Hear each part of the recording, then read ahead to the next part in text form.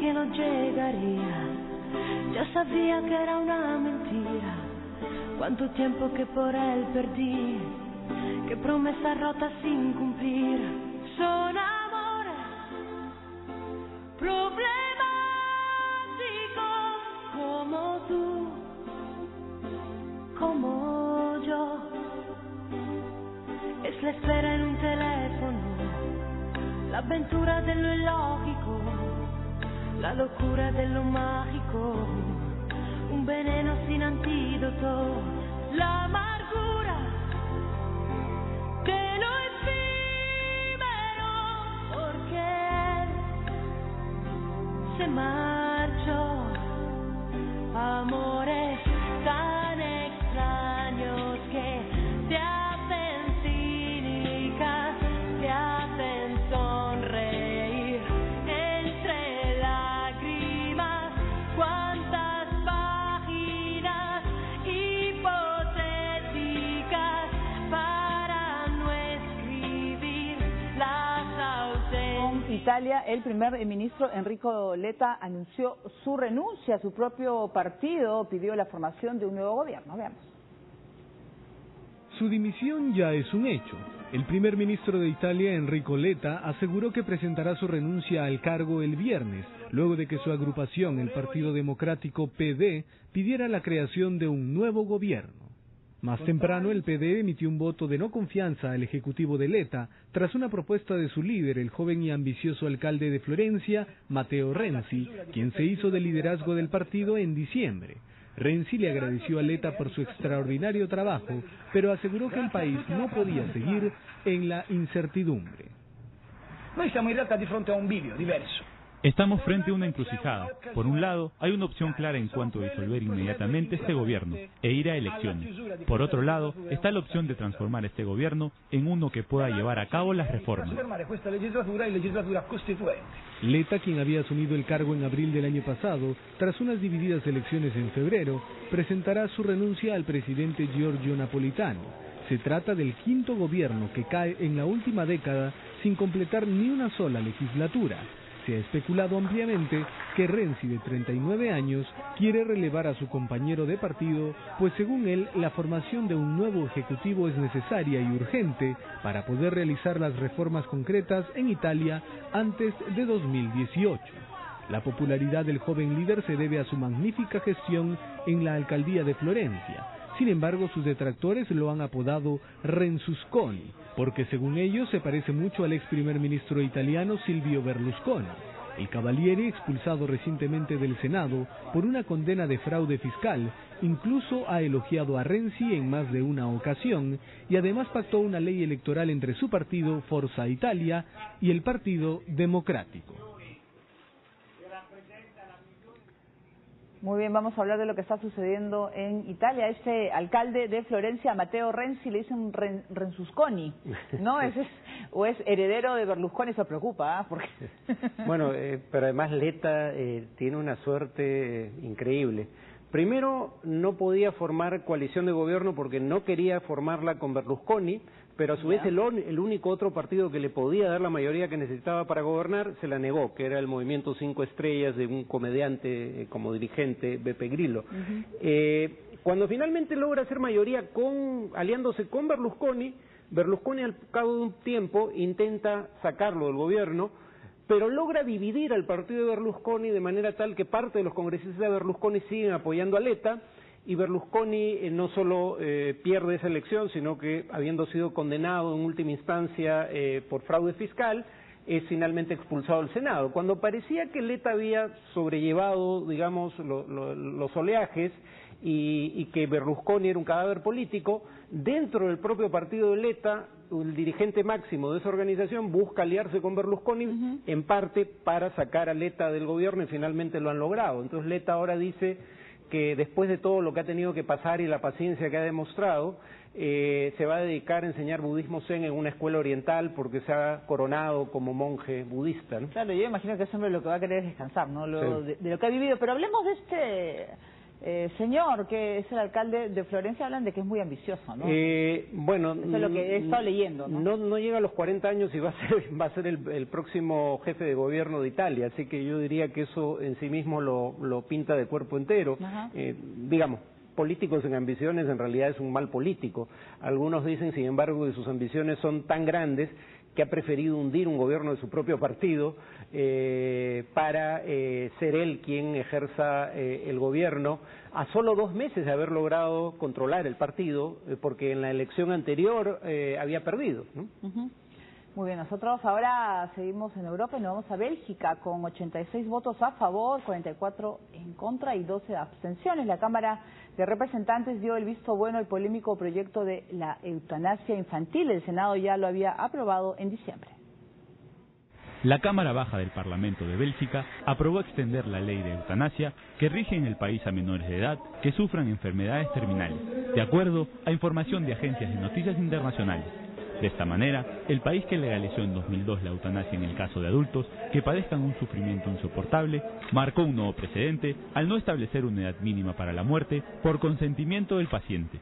La propuesta de ley extiende el derecho a morir a todas las personas menores de 18 años que sufran enfermedades terminales y se enfrenten a un sufrimiento físico constante e insoportable, que no pueda ser aliviado y que produzca una enfermedad grave e incurable. Un psicólogo tendrá que determinar que el paciente es libre de tomar la decisión de morir y será necesario también el consentimiento de los padres. Con la aprobación del Senado y de los diputados, el proyecto quedó listo para ser firmado por el rey Felipe. Bélgica, Luxemburgo y Holanda son los únicos países europeos donde la eutanasia es legal. En Holanda se permite incluso a niños a partir de los 12 años. Había un video de una pequeña niña canadiense, creo que le pide al rey de Bélgica que por favor no apruebe esta ley, porque uno se pregunta cómo una criatura, un niño pueda decidir sobre su propia vida cuando no sé si tiene muy claro lo que es el concepto de la muerte. O sea, que puede entender que por el dolor, por que puede sufrir por una enfermedad, desee pues que pase, ¿no? Pero no sé, yo creo que es muy polémico esta ley, ¿no? No, precisamente ese es el punto débil de esta propuesta, ¿no? El que buena parte de la decisión depende de lo que decide específicamente el menor, y muchos dicen efectivamente un menor no está en condiciones de adoptar esa decisión, sobre todo si está sufriendo físicamente. Por eso el argumento, que a mí no me termina de convencer, pero el argumento es que hay una serie de condiciones que se deben cumplir para que se llegue a ese momento y que la decisión debe ser refrendada por el padre o tutor, o los padres, perdón, o tutores, padre, madre o tutores, quien esté, digamos, encargado del niño en ese momento, quien ejerza la patria potestad. Entonces no es simplemente que basta con que el niño lo pida, pero igual el hecho de que el consentimiento del niño sea uno de los criterios para tomar la decisión ya es en sí mismo absolutamente discutible. Muy bien, ahora nosotros vamos a ir con un parlamentario alemán que ha sido acusado de poseer pornografía infantil, y de otro lado el príncipe Guillermo participó de un evento en defensa de los animales, aunque el fin de semana se fue de casa. El Partido Socialdemócrata Alemán de la canciller Angela Merkel embarró más el caso de su ya exdiputado Sebastián Edati, investigado por presunta posesión de pornografía infantil. La dirigencia reveló que la cúpula de la formación sabía desde octubre que su compañero estaba en el punto de mira de la Fiscalía. Por su parte, Edati, cuya casa y oficinas han sido registradas por la policía, se ha defendido desde la clandestinidad a través de su página de Facebook y ha rechazado las acusaciones.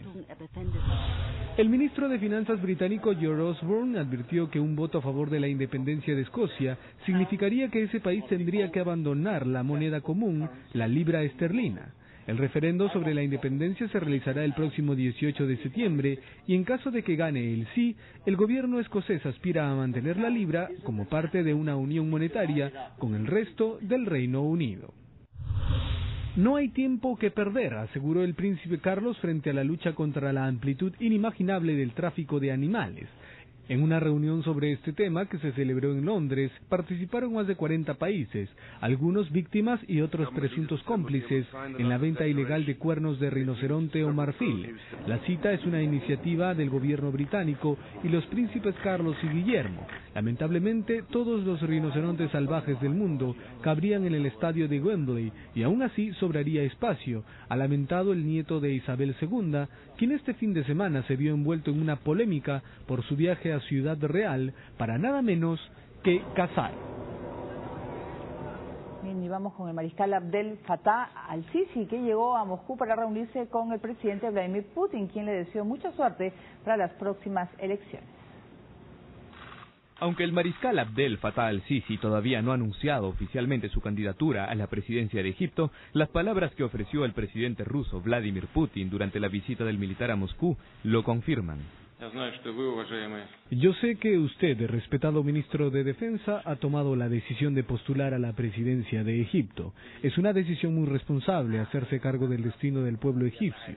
De mí, personalmente, y en nombre de todos los rusos, le deseo muchos éxitos. Este apoyo a la candidatura de al-Sisi se suma al de las Fuerzas Armadas, otorgado a finales de enero, cuando el militar de 59 años fue ascendido de general a mariscal. Abdel Fattah al-Sisi viajó a Moscú con la finalidad de cerrar un contrato de adquisición de armamento ruso por el valor de 1.500 millones de euros. Además, con este encuentro, Moscú aprovecha el distanciamiento entre El Cairo y Washington para fortalecer relaciones con el país africano y tener un nuevo aliado en Oriente Medio.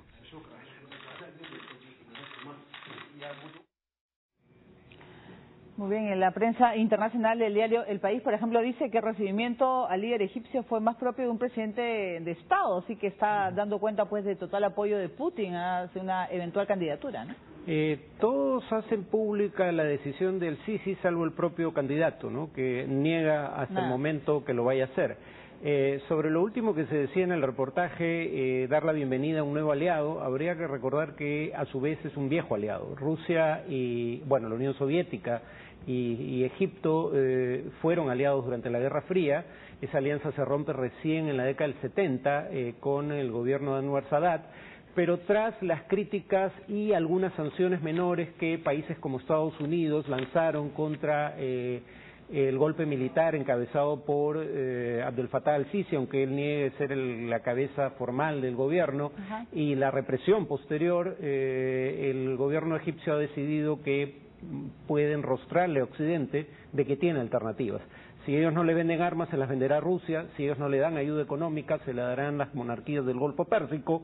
O sea, no los va a echar de menos. Es un poco el mensaje si es que deciden romper vínculos con él, cosa que de cualquier manera no parece va a ocurrir. Claro, eso significaría, claro, el apoyo de Putin y bye bye Estados Unidos. No estamos hablando de eso, pero hablemos de él. Él es actual ministro de Defensa, ¿no? De Egipto, ¿no? Sí, y no tenía una gran notoriedad pública, salvo que era el jefe militar designado por el presidente Mursi, el que derrocó, ¿no? Mursi aparentemente, algunos creían que tal vez tenía vínculos con el islamismo, precisamente porque Mursi lo prefirió a él como jefe de las Fuerzas Armadas, pero fue el jefe designado por el propio presidente el que le da el golpe de Estado. Él no se presenta a sí mismo como jefe de gobierno inicialmente, solo como ministro de Defensa, pero todo el mundo supo siempre que él era el poder tras el trono y aparentemente tras las próximas elecciones será el poder en el trono. Muy bien, nosotros vamos a hacer una nueva pausa, vamos a regresar con Afganistán. El gobierno de ese país ha liberado a 65 presuntos talibanes que Estados Unidos considera peligrosos. También vamos a contarles que en Corea del Sur las parejas jóvenes demuestran que están en una relación vistiéndose exactamente igual. Volvemos.